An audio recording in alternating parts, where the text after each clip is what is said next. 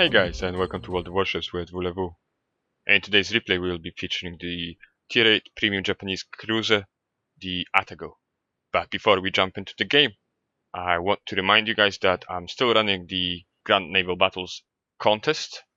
This is a gift contest. All you need to do is follow the link to a video that's gonna explain everything. The link is going to pop up in the top right corner of the screen right now. And this is also quite an interesting video. I managed to get 14 Citadel hits in just under a minute in the Budione cruiser. So if you would like to find out how to get your hands on some extra diamonds for the Grand Naval Battles event this month, follow the link and submit a GIF on my Facebook page. Alright, so we've got this out of the way, let's get back to the battle.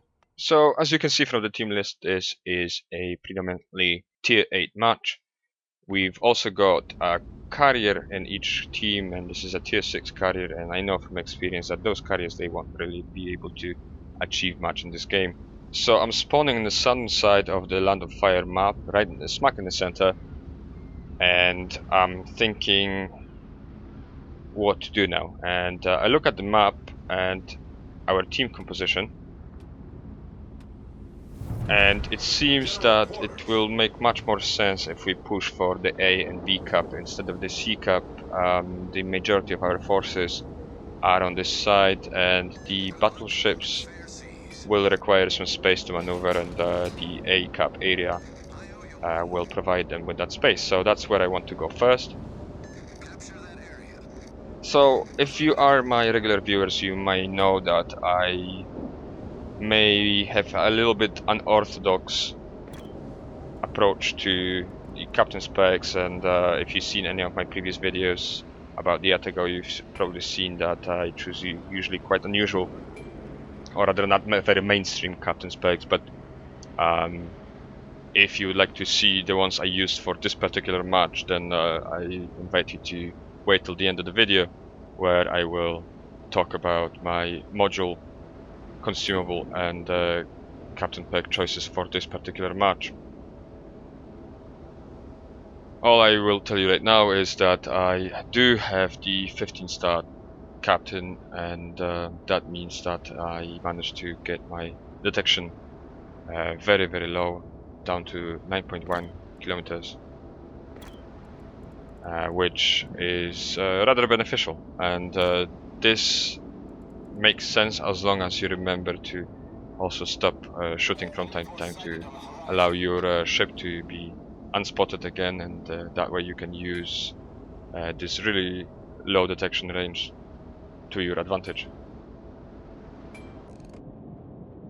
So I find myself sort of between the A and B cap right now, and we've already spotted a couple of enemies. There are 2 battleships moving in directly on B, and I think that I saw a destroyer there as well. The fighter squadron in the north is providing some early spotting. This is really good. That's a very good job done by the friendly carrier. And now I notice the Furutaka to my left, and soon after the Elba moving in on the A cap, and they will directly threaten our capping efforts on the A cap and the Mahan destroyer, which is there. So I open up on the Furutaka, and you know, it's just a Furutaka, so even though it was angled, I opened up on it with my AP shells and get a nice 1 citadel and 4 hit salvo on it. So now the Furutaka is 2 angled, and I open up on the Aoba. The Aoba was engaging me as well, and they set me on fire, and I get a nice triple citadel and 2 hit on the Aoba. The Aoba is nearly dead. That's why I slowed down, just to make sure that I will still have a clear shot at the enemy cruiser. I open up on it, and that's my first kill. So I quickly use the Control X option to send my guns on the left side of my ship. I want to make sure that I will be able to engage the Furutaka as soon as I turn around. But I look at the map again, and there are 2 battleships moving in very close behind the Furutaka, another cruiser and there's also the Mahan, so I decide to switch to HE and start engaging the Tirpitz.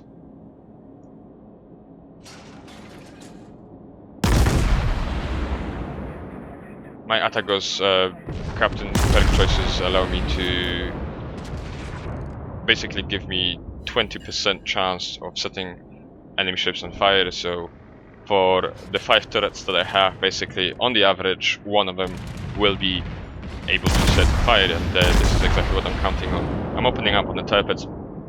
I've already managed to set it on fire once, and I'm getting some damage, but not too much on the enemy battleship.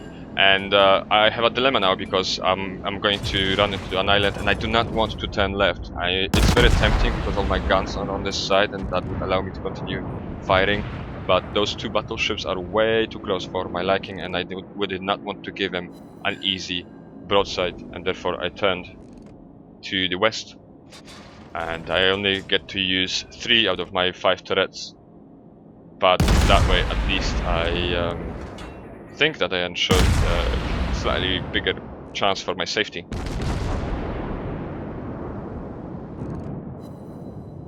So I stopped being spotted for a moment, and I'm trying to figure out which target I should attack next, and the other Tirpitz that was in the area becomes my next target. I open up on it instantly. I see that the Tirpitz's guns are pointed somewhere towards the west, and he's shooting right now, so I know I'm rather safe. I can engage the enemy battleship quite directly and not really worry. Looking at the map, the other Tirpitz is moving away and he's only on 8,000 health, so I don't consider him a threat anymore. There is also a Chapayev cruiser that is slowly moving into my range, but I believe that the Tirpitz is a much better option right now.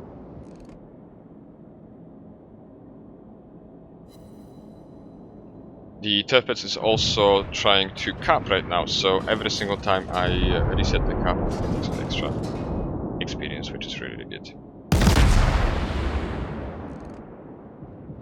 So, looking at the game right now, we have a pretty decent ship advantage. We have some point advantage as well, and that gives us quite a lot of leeway in terms of we don't have to push all that much. We can defend, we can be a bit more defensive, and that way have an advantage over our enemy.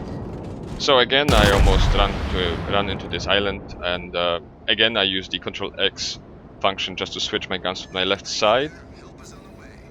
And I also switched to AP because I was hoping that the Chapayev would either continue going south or turn to the west, and therefore allow me to attack his broadside, but it seems that the Chapayev has slowed down and is kind of lingering in that area. So I'm not entirely sure what I'm going to do here. I want to kind of use this island for protection right now. There are some enemy planes in the air, so I use my suppressive fire ability to help the friendly battleship. I'm not very sure if that works. Maybe I was a little bit too late for that. And as you can see, I'm keeping my guns to the left. The plan is I want to come up to this island, make a hut, turn right, and hopefully engage the Chapayev, but he's still angled and the Tirpitz seems to be turning east now, and I'm not sure which way his guns are pointed, so I decide that I will make a little circle.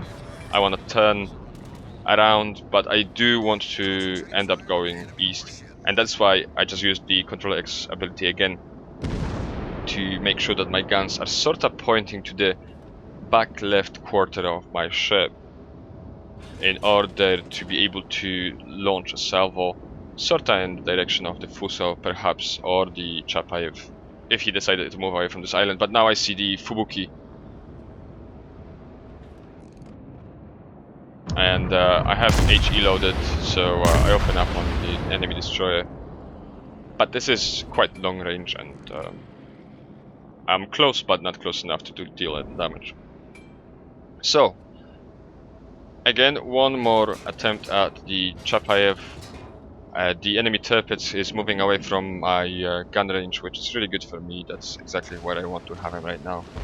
And I quickly load AP, and I prepare myself to engage the enemy cruiser. He seems to be almost stationary, and I'm aware of this, so I expect the enemy cruiser to die after the first salvo.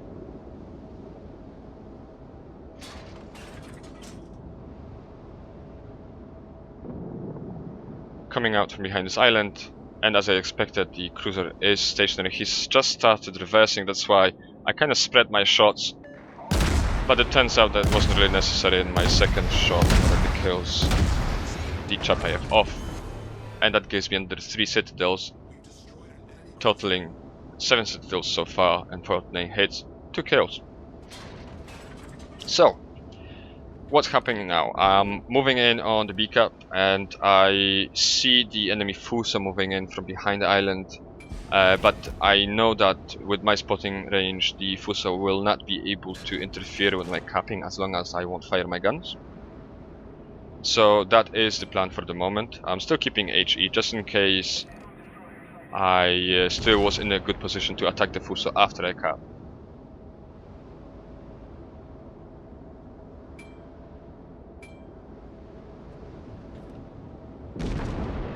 Halfway through the cap, I'm starting to consider maybe I could engage that Tirpitz. The Fuso doesn't seem to be willing to peek from behind that island, and I'm almost finished capping, so I figure it will be too late for anyone to actually engage me and reset the cap, so I take aim, open up on the Tirpitz. The moment I've got the cap secured. And again, the goal here is to set the Tirpitz on fire, just as I did now. And the Tirpitz makes a mistake. He repairs instantly, so I open up on it again, and I know that the Tirpitz is going to be the focus of my fire for the next couple of salvos, as long as it takes for me to set the battleship on fire. So I am turning north, but I am aware of the Fuso in the north, so I am continuing my turn. I want to turn away as long as the enemy battleship is still behind the island. I want to end up sailing away from it. I do not want to find myself between 2 battleships. So I get a hit from the enemy dive bombers. They set me on fire, but they don't really do that much damage as expected. It's a tier 6 carrier. So I repair instantly, not seeing any other possible fire threats. And now I see the Fuso speeding up, and I decide that this is the time to actually continue the turn and move away. And since the Fuso is close to my range of my torpedoes, I launch both of the spreads in the middle of the prediction cone. I don't really count on these torpedoes to hit, but if they do, it's gonna be an extra bonus. And as you saw a second ago, I managed to set the Tirpitz on fire. He's still on fire, but I do continue shelling it, and I do just get a pretty strong hit from the Fuso. No citadels though. So I know I'm sort of safe from the battleship in the north for the next 30 seconds of the battleship's reload. And I continue shelling the Tirpitz, getting some damage, but again my goal here is to set the enemy battleship on fire and destroy it that way. He's also moving in on our cap, and I just want to make sure that he is not very willing to take the cap away from us. Besides, now the Tirpitz is on fire again, and I see that there are 2 battleships, a cruiser, and actually a carrier very close there as well. So I think the Tirpitz's fate is sealed, and I spot those 2 cruisers, the Shorsh and Miyoko, both tier 7s, moving in on me from the south. And they are playing it quite smart. They are angling themselves. They kind of know my position, but they're really smart in the way they were angling themselves. And I did a mistake. I made a mistake. I launched that one shot without checking if there's anything in my way, and the island actually blocked the shot. So I only got myself spotted and not really got any results from it. So I sail from behind this island now, and this is pretty bad now because I've got two fast-firing cruisers behind me and a tier 6 Fuso battleship in front of me. The only thing that saves me right now is the fact that the Fuso is sailing behind this island. So I instantly make up a plan. I want to sail away, as far away as possible from those two cruisers. And I want to close the distance with the battleship, because if he sails away from behind this island and those cruisers are still going to be behind me, this is going to be my grave. I'm pretty sure I will die. I'm actually getting some bounces from the shore, which is really nice, and I'm engaging the Miyoko, which is giving a much better broadside. But I do switch between the targets. I do want to make sure that they are both aware of me targeting both of them, actually. So that's why I do switch between the targets, and I am getting some decent hits. No citadels, but some decent hits on the Miyoko. And with the corner of my eye, I just noticed that somebody just got a massive hit on the shore, and I see that he's on a sliver of his health, so I just open up with the two of my rear turrets, and I can't look if they're effective because I'm too busy engaging the Fuso, but I instantly get rewarded with a kill feed, and I'm ready to launch my torpedoes against the enemy battleship. Slowing down, the idea is to slow down and start backing up and continue using the island as my protection. The Fuso will open up on me in a second, but fortunately his aim was not as good, which is really surprising. I mean, he was only 4.5 kilometers away and he didn't manage to get a decent hit on me, which is, you know, just bad fun.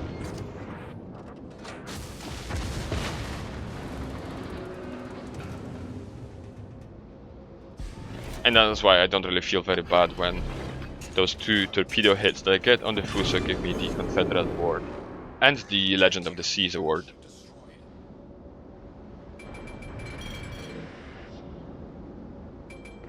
So you see in the chat right now, I'm sorta impressed with the number of notifications in the top right corner of the screen, and I haven't played an Atago match for quite a while. I'm quite enjoying myself right now, so I already know that I'm going to post it for you guys, and I see it as a good educational material about, again, how to use the Atago and how to use terrain to your advantage, about target choices and also ammunition choices, and I hope that I managed to convey those things in what I just shown you. And this is the end of the match. We're moving on to the final battle results screen.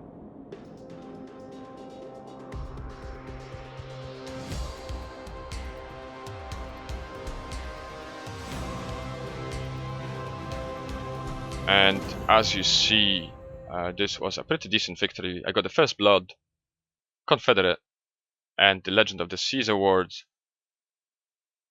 111 hits and 4 kills with 6 fires, 7 citadels, which is an alright result. 563,000 and 7,500 of experience. That gave me the first place on my team and just under 2,500 of base experience. And the total damage I managed to deal in this match came up to 133,000 and change, which is a pretty decent result. I've done better in the Atago, but I'm quite satisfied with this. Now, the Atago being a premium ship obviously gives you a premium amount of credits, and this game was no exception. I managed to rake in 513,000 of pure profit after all the repairs and refits. So this is all for the game, and let's move on to the port, where I'll talk you through the way I decided to spec this Atago out. Let's start with the consumables I chose for this game. I started to notice that the carrier population on the EU server is slowly rising again. Therefore, I decided to spec my Atago in a AA defensive way.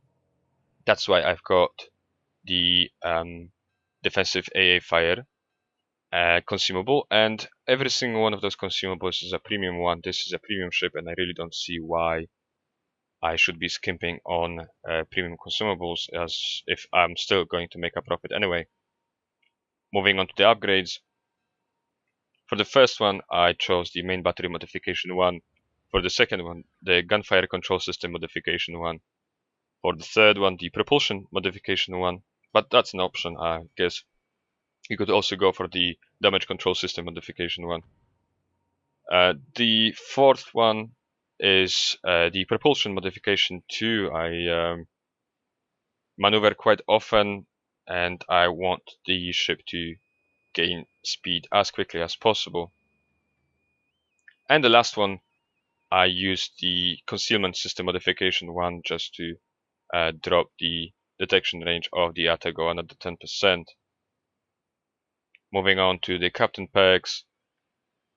As you can see, this is a 16-point captain, so I went with the situational awareness and basics of survivability in the first one, then expert marksman to make the turrets turn a little bit faster. I decided to use the superintendent for this ship, although maybe the vigilance might be a viable option as well. As you saw with the premium consumables, you've got more than enough of those consumables to use.